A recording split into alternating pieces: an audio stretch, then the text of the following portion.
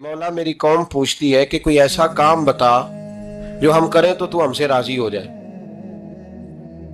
हजरत मूसा की कौम का ख्याल था कि तहज्जुद का हुक्म आएगा तो पढ़ेंगे, सदकात का हुक्म आएगा तो देंगे, जिहाद की बात होगी तो करेंगे। कुछ जो नेक लोग थे उनमें से उन्होंने ये पैगाम दिया कि मालिक हमें बताए कि वो किस काम पे राजी होता है, हम वो काम करें ताकि अल्लाह हमसे राजी हो जाए। हजरत मूसा कलीम कहते हैं मैंने अर्ज की मौला मेरी कौम पूछती है कि कौन सा ऐसा काम करें कि तू राजी हो जाए। तो रब करीम ने इरशाद फरमाया, मूसा कहते मेरा ख्याल था कोई लिस्ट मिलेगी, लेकिन मालिक ने एक जुमला कहा, एक जुमला, और तफसीरों के दरिया बहा दिए। अर्श के मालिक ने फरमाया मूसा उनसे कहो जाके कि वो मुझसे राजी हो जाए, मैं उनसे राजी हो जाऊंगा, मुझसे राजी हो जाए। बंदे अल्लाह से राजी ही नहीं राजी होते। इमाम गजाली से किसी ने पूछा था, इमाम गजाली से, कि हुजूर अल्लाह का बंदे से राजी होना कमाल है या बंदे का अल्लाह से राजी होना कमाल है? तो इमाम गजाली मुस्कुराए, फरमाने लगे रब तो बड़ा ही मेहरबान है, वो तो बड़ी जल्दी राजी हो जाता है। वो तो मस्जिद में आके तौबा करे तो अल्लाह राजी, किसी यतीम के सर पे हाथ फेरे तो अल्लाह राजी, वो तो किसी अंधे को रास्ता दिखाया तो अल्लाह राजी हो गया, वो तो तवाइफ ने कुत्ते को पानी पिलाया तो अल्लाह। इमाम साहब फरमाने लगे ये बंदा है जो अल्लाह से राजी नहीं होता। जिसके पास औलाद नहीं वो कहता है चलो एक बेटी मिल जाए तो मैं राजी हूँ, बेटी मिल गई तो कहता अब एक बेटा भी मिले तो फिर राजी हूँ, फिर कहता है ये दोनों अच्छी तालीम हासिल कर ले तो फिर मैं राजी हूँ, फिर कहता है ये बहुत ज्यादा पैसे कमाए तो फिर मैं राजी हूँ। बहरहाल राजी होता, लेकिन जो राजी हो जाता है ना, अल्लाह अकबर, जो अल्लाह से राजी सुखी बड़ा रहता है, सुकून में बड़ा रहता है, मुतमईन बड़ा रहता है। जो समझ लेता है ना कि जो मेरे रब ने बेहतर समझा वो मेरे अल्लाह ने मुझे। मैं कभी कभी सोचता हूँ कि यार हजरत बिलाल हबशी ने कोई ओहदा नहीं मांगा सारी जिंदगी, उन्होंने नहीं कहा मुझे भी एक सूबे का गवर्नर बनाओ मेरी भी खिदमत है, मुझे भी वजीर खजाना बनाओ मेरा भी कुछ बनता है। एक दफा नहीं कहा सैयदना बिलाल हबशी रदी अल्लाह तआला अन्हु ने कि मेरी भी कोई ड्यूटी ऐसी होनी चाहिए कि मुझे चलो सिपा सालार ही बना दिया जाए। सारी जिंदगी मस्जिद में झाड़ू दिया तो उसी पे राजी रहे, सारी जिंदगी महबूब के मेहमानों का लंगर पकाया तो उसी पे राजी रहे, सारी जिंदगी मेरे महबूब अलैहिस्सलाम के बच्चों की नौकरी की तो उसी पे राजी रहे, राजी बिर्रिज़ा रहे। हदीस पाक सुनिए, नबी पाक अलैहिस्सलाम ने एक दिन सहाबा से पूछा कि तुम क्या समझते हो, अपने दिल को जब पूछते हो, दिल पे तवज्जो करते हो तो क्या जानते हो? तो सहाबा अर्ज़ करने लगे या रसूलल्लाह जब हम अपने दिल पे तवज्जो करते हैं तो हम समझते हैं कि अल्लाह ने हमें ईमान अता फरमाया है। तो हुजूर ने फरमाया तुम्हारे ईमान की दलील क्या है?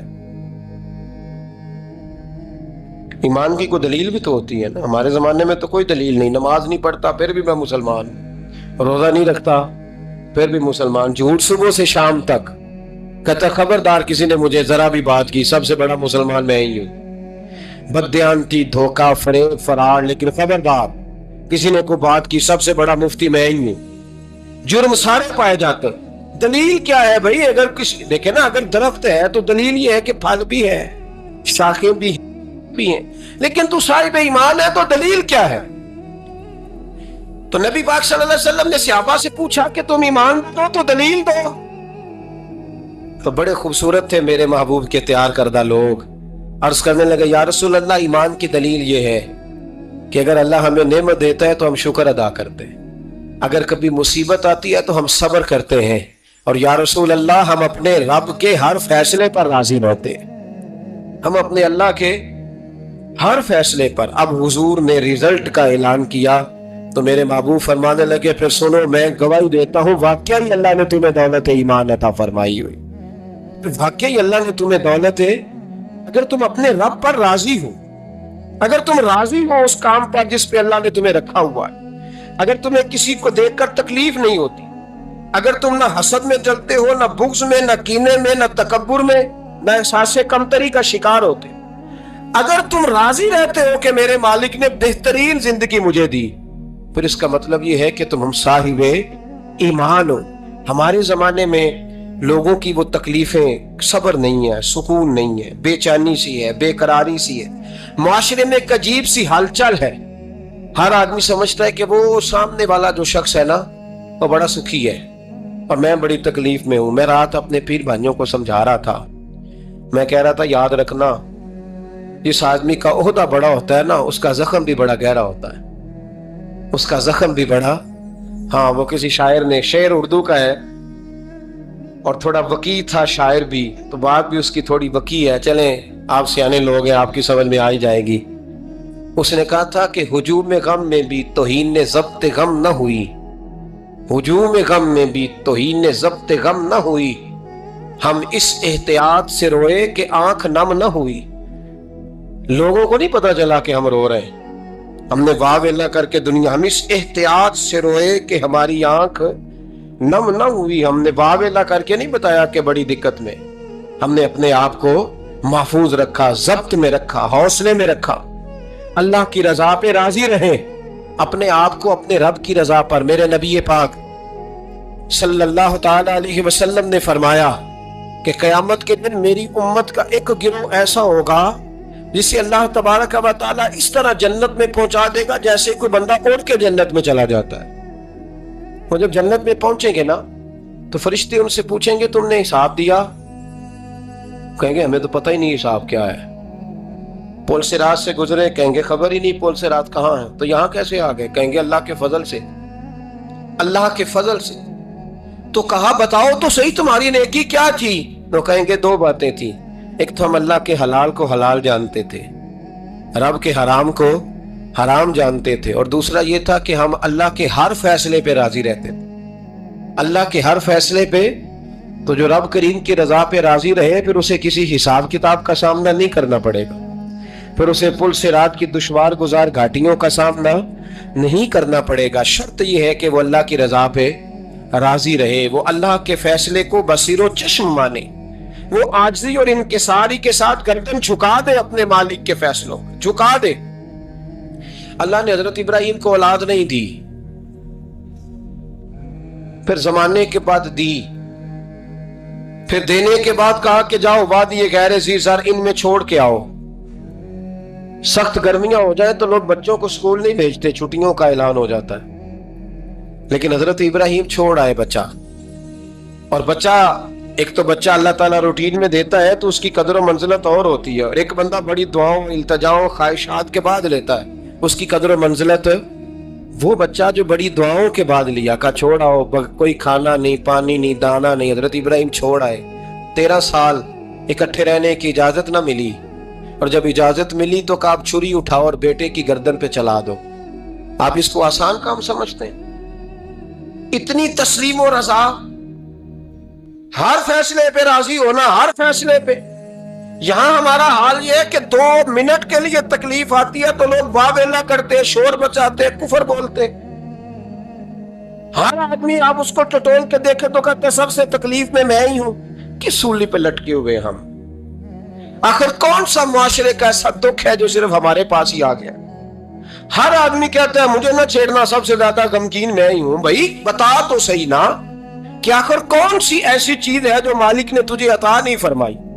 لیکن ہماری آزمائشیں ہیں, ہمارے جملے ہیں, ہماری گفتگو ہے کہ ان سے شکوہ چھلکتا ہے, ان سے شکایتیں ٹوٹ ٹوٹ کے نیچے گرتی ہیں. ہم یہ سوچتے ہی نہیں کہ ہمیں نہیں پتا ہمارے حق میں بہتر کیا ہے, ہمارے رب کو پتا ہے کہ ہمارے حق میں بہتر کیا ہے. اس لیے لوگ شکایت نہیں کرتے تھے. آج ہر بات پر شکایت ہے, ہر بات پر لوگ شکوہ کرتے ہیں, اور ہر بات پر لوگ اللہ تبارک و تعالیٰ کی بارگاہ ناز کے نافرمان بنتے ہیں. اور پھر سوال کیا, یا اللہ تو راضی ہو جا, یا اللہ تو. اور اللہ کیا فرماتے ہیں؟ فرماتے ہیں موسیٰ اپنی قوم سے کہو یہ مجھ سے راضی ہو جائے, میں بھی ان سے راضی ہو جاؤں گا. حضرت رابعہ بصری رحمت اللہ تعالی علیہ نا طبقہ صوفیاء میں ایک بڑی منفرد حیثیت رکھتی ہیں, علیحدہ ایک مقام ہے, اور ان کی زندگی بتاتی ہے کہ اللہ کی معرفت اور رب تبارک و تعالیٰ کا قرب صرف مرد کے لیے خاص نہیں, اگر عورت بھی توجہ کرے تو اللہ اسے بھی خزانے کھول کے عطا فرماتا ہے, اسے بھی اللہ خزانے کھول. حضرت رابعہ بصری اکثر نہ اولیاء اللہ کی مجالس میں جا کے بیٹھتی تھی, بیٹھتی پردے کے اندر تھی لیکن بیٹھا کرتی تھی. جو لوگ اس رستے کے مسافر ہوتے ہیں وہ بات کو سمجھتے ہیں کہ یہ گہرا معاملہ ہوتا ہے. کسی جگہ سے کوئی ایسی چیز ملتی ہے جس کو فوری طور پر طبیعت اور نفس قبول نہیں کرتا، لیکن جو صوفیاء ہوتے ہیں نا، سالکین طریقت، معرفت کے رستے کے مسافر، وہ چونکہ مسافر ہوتے ہیں تو انہیں جو بندہ بھی منزل کا رستہ بتاتا ہے وہ اس کی بات غور سے سنتے ہیں، اعتراضات نہیں کرتے، شکوے نہیں کرتے، بن کے نہیں بیٹھ جاتے. ہمارے زمانے میں مسافر نہیں ہیں طریقت کے، ہمارے زمانے میں یہاں مرید کامل ہیں، یہاں پھر پیر ہیں جو مطلق العنان ہے، جن کے سامنے جو سوال ہی نہیں پیدا ہوتا کسی اور کی بھی سنے، ممکن نہیں. حضرت رابعہ بصری بیٹھی تھی. حضرت سفیان ثوری بہت بڑا نام ہے، یہ وہ شخصیت ہے کہ جب جایا کرتے تھے تو اولیاء اللہ کھڑے ہو کے ان کا استقبال کرتے تھے. بغداد میں اتنا بڑا درجہ تھا ان کا. حضرت جعفر بن سلیمان بھی بیٹھے تھے، سفیان ثوری بھی بیٹھے تھے. تو حضرت سفیان ثوری دعا مانگنے لگے. جناب رابعہ بصری پردے کے اندر بیٹھی ہوئی تھی، دعا مانگنے لگے، اے اللہ مجھ سے راضی ہو جا، اے اللہ مجھ سے راضی ہو جا، اے اللہ مجھ سے. دیر تک دعا مانگتے رہے تو بی بی صاحبہ، مائی صاحبہ اندر سے بول پڑی ناراض ہو کے، کہنے لگی بس کر سفیان، کیا دعا مانگ رہا ہے تو؟ کب سے میں سن رہی ہوں، بس کر. کیا ہوا، تو کیوں ناراض ہوتی ہے؟ فرمانے لگی سفیان تو نے ایک بار بھی کہا میں نے برداشت کیا، دوسری بار بھی کہا، بتائیے دعا ٹھیک ہے کہ نہیں ان کی؟ اے اللہ تو مجھ سے راضی ہو جا. اس دعا پہ ناراض ہوگی مائی صاحبہ. کہنے لگی تو نے ایک بار بھی مانگی تو میں چپ رہی، دوسری بار بھی مانگی تو اب تو چپ ہی نہیں کر رہا، بس کر. حضرت سفیان کہنے لگے چل میری اصلاح کر دے. تو مائی صاحبہ کہنے لگی تو یہ تو کہہ رہا ہے یا اللہ راضی ہو جا، یا اللہ راضی ہو جا، پہلے تو بتا تو اللہ سے راضی ہے؟ پہلے اپنے نفس پر نظر ڈالنا، تو راضی ہے؟ روز نہیں مانگتا کہ 2 کروڑ چاہیے، 6 کروڑ چاہیے انسان کا نفس. روز نہیں کہتا بڑی گاڑی چاہیے، روز نہیں کہتا میرے بھی ٹھاٹ باٹ ہو، میں بھی بڑی گاڑی میں کھڑے ہو کے لوگوں کو ہاتھ لہرا کے لیڈر بنے. روز نہیں کہتا میرا بھی بڑا نام ہو. پہلے بتا نا تو راضی ہے؟ حضرت سفیان ثوری نے جب بات سنی تو جھگڑا نہیں کیا، بلکہ اللہ اکبر کہا، چیخ مار کے رونے لگے. کہنے لگے رابعہ تو سچ کہتی ہے، ابھی تو میں اس منزل تک نہیں پہنچا کہ میں رب سے راضی ہو جاؤں تو میں اسے راضی کرنے چلا ہوں، تو سچ کہتی ہے. قریب ہی حضرت جعفر بن سلیمان بیٹھے تھے، وہ بی بی رابعہ کے پاس گئے. کہنے لگے مائی صاحبہ مجھے تو بتا دے آخر بندہ اللہ سے راضی ہوتا کب ہے، یہ منزل شروع کب ہوتی ہے؟ تو آپ فرمانے لگے اس وقت کہ بندے کا جو حال نعمت ملنے پہ ہوتا ہے نا، جب وہی حال اس کا مصیبت آنے پہ ہو تو پھر سمجھو وہ اپنے رب سے راضی ہو گیا. پھر وہ اپنے رب سے، یہاں لوگ راضی نہیں ہیں، نہ شریعت کے حکم پر راضی ہیں معاذ اللہ، نہ دین کے آنے پر راضی ہیں، نہ نفاذ شریعت پر راضی ہیں، نہ لوگ اپنے ہر معاملے میں. دیکھیں نا کبھی کبھی تکلیف ہوتی ہے، کئی دفعہ لوگ بات پوچھنے آتے ہیں تو دل کرتا ہے انہیں ڈانٹ چھڑک دیں. طلاق کا مسئلہ پوچھنے کے لیے لوگ عالم کے پاس آ جائیں گے، طلاق کا مسئلہ پوچھنے. سوال یہ ہے کہ تو نے شادی سے پہلے کسی عالم سے رابطہ کیا تھا کہ مجھے بتائیں بیوی کے حقوق کیا ہیں، اس کے ساتھ وقت گزارنا ہے، میں نے تو کس طرح کے حقوق میں نے ادا کرنے ہیں، شریعت مجھے کیا حکم کرتی ہے؟ پوچھا تھا کسی عالم سے؟ دین کی ضرورت پڑی تو دین کے پاس آئے، لیکن دین کو عمل کرنے کے لیے کبھی حاصل ہے، ضرورت پڑی تو آ گئے، حاجت ہوئی تو آ گئے، طبیعت لگی تو آ گئے. میں درجنوں بار کہہ چکا ہوں کہ جب کسی آدمی کے پاس لاکھوں روپیہ ہوتا ہے تو کسی پیر کے پاس نہیں جاتا کہ حضرت صاحب بڑے پیسے ہیں بتائیں شکر کیسے ادا کروں. لیکن جب ذرا دقت آتی ہے، حالات خراب ہوتے ہیں تو ہر پیر کا دروازہ کھٹکھٹاتا ہے، کہتا ہے کوئی تعویذ دے دے. تو بتا جب تیرا دین کے ساتھ صرف تکلیف کا رشتہ ہے تو راضی بالرضا کب ہوگا؟ کب تو راضی ہوگا اپنے رب کے معاملات میں؟ کب تو راضی ہوگا؟ کئی دفعہ طبیعت میں تکلیف ہوتی ہے، وہ حضرت صاحب حالات بڑے خراب ہوئے، پہلے آپ نے تعویذ دیا تھا تو صحیح ہو گیا، پھر خراب ہے میں دوبارہ آ گیا. تو دل کرتا ہے ان سے کہنے سے کہ یار ہمارے ساتھ تمہارا رشتہ خراب حالاتوں کا ہی ہے، کبھی صحیح حالاتوں میں بھی آؤ نا، بڑے خوش حالات میں بھی آؤ کہ اب حالات بڑے اچھے ہیں، ہم حاضر ہیں، کوئی حکم کریں. خدا راضی بالرضا رہنا سیکھے. اس پہ مالک رضی اللہ تعالیٰ عنہ کہتے ہیں 10 سال حضور کی بارگاہ میں رہا، 10 سال اور 10 साल मैंने हुजूर के घर में नौकरी की। कहते हैं नबी पाक ने कभी मुझे उफ तक नहीं कहा। हमारा अपना बच्चा जो होता है ना बेटा, और 10 दिनों में शायद सैकड़ों दफा सुन ले ये क्या किया है, वो क्या। कहते 10 साल हुजूर ने मुझे, कहते मैंने एक दिन बड़ा नुकसान कर दिया, कोई बड़ी चीज मुझसे टूट गई, बड़ा नुकसान हो गया। तो फरमाते हैं कि नबी पाक सल्लल्लाहु अलैहि वसल्लम की एक ज़ौजा मोहतरमा मुझ पर जलाल करने लगी, और उनका जलाल बिल्कुल बजा था, उनका गुस्सा बिल्कुल ठीक था, इसलिए कि मैंने वाकई बड़ा नुकसान किया था। कहते वो जब जलाल करने लगी ना तो महबूब तशरीफ लाए। क्या हुआ? कहा या रसूलल्लाह ये देखे इसने कितनी बड़ी चीज तोड़ दी। तो कहते अब मेरा ख्याल था कि यहाँ से भी मुझे डांट पड़नी है और पड़नी चाहिए भी, इसलिए कि मैंने आज बड़ा नुकसान किया है। लेकिन कहते महबूब मेरे करीब आए और मेरे कंधे पे हाथ रखा। ज़ौजा जलाल में थी तो महबूब ने क्या खूबसूरत जुमला कहा, सारी सोच ही बदल दी। फरमाने लगे इसको ना डांट, इस चीज का टूटना मेरे रब की रजा थी तो चीज टूट गई है, ये मेरे रब की रजा थी तो ये चीज अब ये गरीब है इसका दिल ना तोड़, वो टूट गया, वो जो होना था सो हो गया, छोड़, ये मेरे अल्लाह की इस चीज का इतनी देर रहना ही हमारे हक में बेहतर था, तो टूट गई तो खत्म। कहते बड़ा जलाल था महबूब की ज़ौजा को, लेकिन उन्होंने जब बात सुनी तो फिर मुस्तफा करीम का घराना, फिर हुजूर की अज़वाजे पाक मोमिनों की माए, कहते हैं उसी वक्त वो बैठी और उन्होंने मेरी तरफ बड़ी शफकत की नजरों से देखा और उनके गुस्से को मैंने प्यार में बदलते देखा। भाई याद रखो अल्लाह की रजा। फिर उस वक्त 2-4 लाख के लिए लोगों को हार्ट अटैक नहीं होता, फिर 20-25 हजार के लिए ब्लड प्रेशर अप डाउन नहीं होता जब बंदा अल्लाह की रजा पे राजी रहने लगता। फिर छोटी छोटी बातें उसके लिए सुहाने रूह नहीं बनती, फिर जरा जरा सी बात उसे तकलीफ नहीं देती। जब वो अल्लाह ताला की रजा पर राजी होने का आदी हो जाता है तो फिर ये चीजें उसके लिए बायस आजमाइश।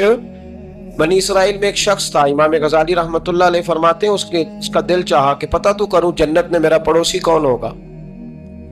तो उसको ख्वाब में बताया गया कि फलां बिन फलां तेरा जन्नत में पड़ोसी है। अब ये बड़ा आबिद था, जाहिद था, इबादत गुजार था, परहेजगार, बड़ा नेक था, बड़ा परहेजगार। ये सफर करके उसके पास गया, उसको जाके कहने लगा मैं तेरा मेहमान ना बन जाऊं, 2-3 दिन का बन जाओ। कहते मैं 3 दिन उसके साथ रहा, मैं उससे ज्यादा नवाफल पढ़ता था, ज्यादा सदका तो खैरात करता था, ज्यादा इबादत करता था, वो तो मेरे मुकाबले में कुछ भी नहीं। 3 दिन के बाद मैं आने लगा तो मैंने उसको कहा यार मैं एक मकसद के लिए आया था तेरे पास। उसने कहा बताइए। मैंने कहा कि मेरा आने का मकसद ये था कि मैं देखूं तू कौन सी ऐसी इबादत करता है कि जन्नत में तू मेरा पड़ोसी बनेगा। लेकिन तेरी इबादत रियाजत में तकब्बुर नहीं करता, लेकिन मैंने कोई खास चीज देखी नहीं, कोई खास बात है तो मुझे बता दे। तो बंदा कहने लगा कोई खास बात नहीं, हाँ एक छोटी सी आदत है मेरे अंदर, छोटी सी आदत। बड़े लोग कभी भी अपनी बातों को बड़ा नहीं समझते। का एक छोटी सी आदत है। का वो कौन सी? तो वो कहने लगा अगर शदीद गर्मी हो ना तो मैंने अपने रब से कभी सर्दी नहीं मांगी, और कभी बर्फ जमी हो ना गलियों में तो मैंने अपने रब से कभी गर्मी नहीं मांगी। मैं समझता हूँ मेरा रब मुझे देता ही है जो मेरे हक में बड़ा बेहतर होगा। ये एक मेरी छोटी सी आदत है कि कड़ाके की धूप में मैंने कभी मालिक से साये का सवाल नहीं किया, और अगर तेज बारिश हो रही हो तो मैंने कभी ये नहीं कहा कि बारिश नहीं होनी चाहिए थी, क्या बनेगा फलां चीज का। मैं समझता हूं जो बेहतर था अल्लाह ने वही दे दिया है तो मैं मुतमईन रहता हूं। तो वाबिद वो का आदमी अल्लाह के वली कहने लगे इसे छोटी सी आदत ना बता, तेरी ये वो आदत है जिसकी वजह से रब तुझसे राजी हो गया है, अल्लाह तुझसे राजी है तेरी इस आदत की बिना पर। जब हमारे मिजाज में ये चीजें आ जाएंगी ना कि जो मेरे हक में बेहतर था मालिक ने मुझे वो दे दिया है, फिर हम हर जगह बैठने की तमन्ना नहीं करेंगे, फिर सामने वाले से हम हसद नहीं करेंगे, फिर हम ये नहीं चाहेंगे कि अल्लाह करे वो मर जाए और उसकी हर चीज मुझे मिल जाए। फिर हमारा मिजाज, फिर हमारी तबीयत ये नहीं रहे, अल्लाह की रजा पे राजी रहे, मालिक के फैसलों में अपने दिल में कोई बोझ महसूस ना करें, अपनी जिंदगी अल्लाह के फैसलों। देखे ना जो माँ बाप अल्लाह ने बड़े अच्छे समझे वो हमारे लिए पसंद किए, वो अल्लाह ने हमारे लिए जो उसने हमारे हक में बड़े, जो बहन भाई, अल्लाह करे आपको समझ आए, जो बहन भाई اس نے ہمارے حق میں بڑے اچھے سمجھے وہی بہن بھائی اس نے ہمیں عطا کیے. جس بیوی کو اس نے ہمارے گھر کے گلشن میں بہتر سمجھا اس کو لا کے اس نے ہمارے آنگن میں بٹھایا.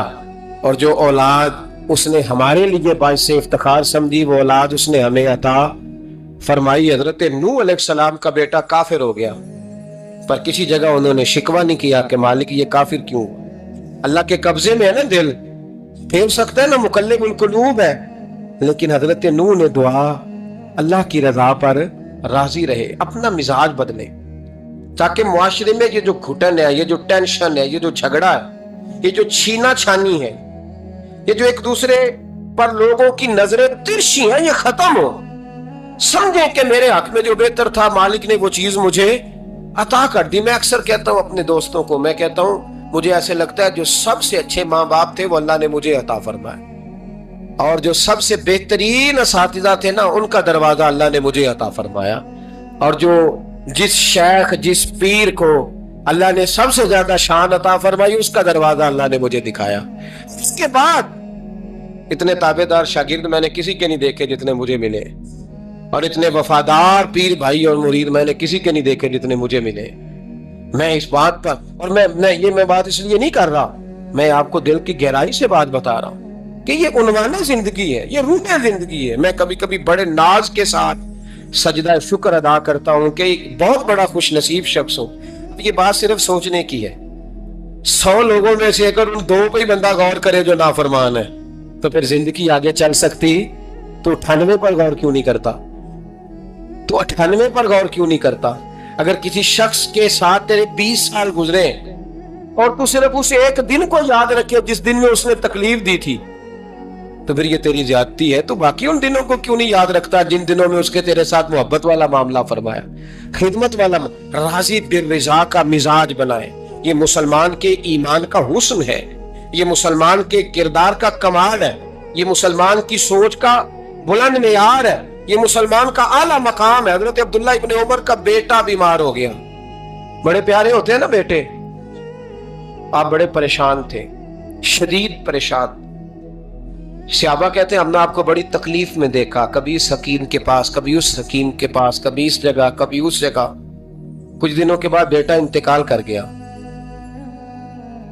لیکن کہتے ہیں جب ہم تعزیت کے لیے گئے تو ہم نے ان کے چہرے پر بہت ساری سکون کو, بہت ساری راحت کو دیکھا.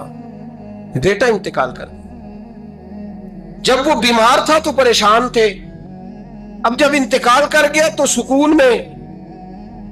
تو کہتے ہیں ہم نے ان سے سوال کیا کہ حضور اس وقت آپ پریشان تھے, انتقال کے بعد تو لوگ زیادہ پریشان ہوتے ہیں, اب آپ سکون میں ہیں. تو آپ فرمانے لگے جب تک میری ڈیوٹی تھی میں پریشان تھا, خدمت کر رہا تھا, نوکری کر رہا تھا. اب میں اسے اس کے پاس چھوڑ آیا ہوں جو مجھ سے بہت زیادہ اس کا خیال رکھنے والا ہے, جو مجھ سے کئی ہزار گنا بڑھ کے اس پر توجہ کرنے